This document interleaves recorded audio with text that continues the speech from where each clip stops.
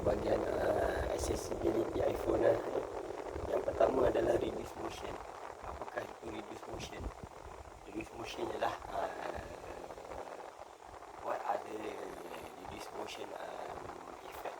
Reduce the motion of user interface, including the parallax effect of icons, by referring to the motion sickness or parallel in eye sighting. So once may enhance the latency or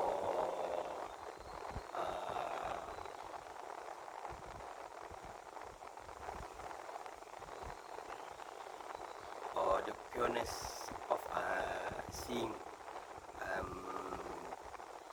the icon or information, so you may not left out or having a dizziness to such circumstances. So second is about vehicle motion cues. Dots appear near the edges of your iPhone screen. They follow the movement of the vehicle and may help reduce motion sickness. You can turn them on in control. So what is the vehicle motion cues? Vehicle motion cues ni contoh ialah kita duduk dalam kereta, kita sakit kepala tengok ada mesej masuk, ada information baru, berita-berita baru. So kita tak nak terlepas benda yang mustahak kan.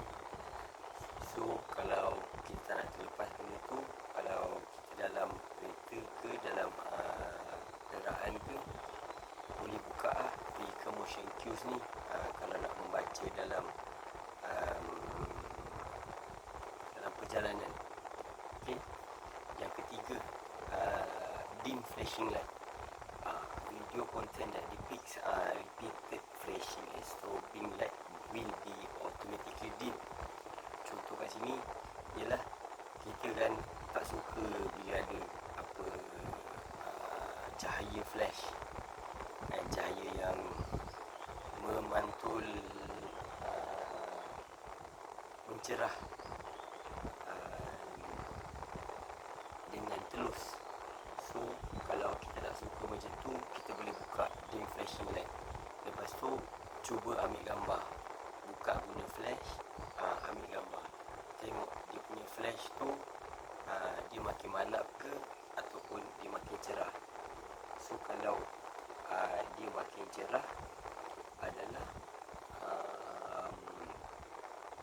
menunjukkan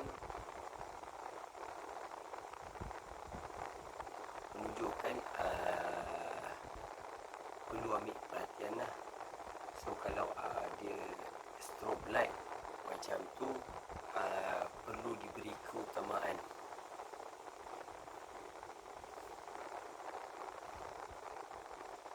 So apakah autoplay animated images? Autoplay animated images, contoh macam korang buka kat foto, tiba-tiba dia buat keluar slideshow kan, mesti korang terkejut dia kan, aku belum buka gambar lagi, tapi dia dah hantar dulu dah slideshow keluar kan. Kira macam dia dah depict ataupun dia dah predict yang gambar ni ialah gambar animasi ataupun gambar yang diilustrasikan secara zahirnya. Yang kedua, autoplay video preview. Contohlah korang buka YouTube, tiba-tiba video tu terbuka sendiri kan, belum tekan lagi kan, tak ada siapa pun nak menekan.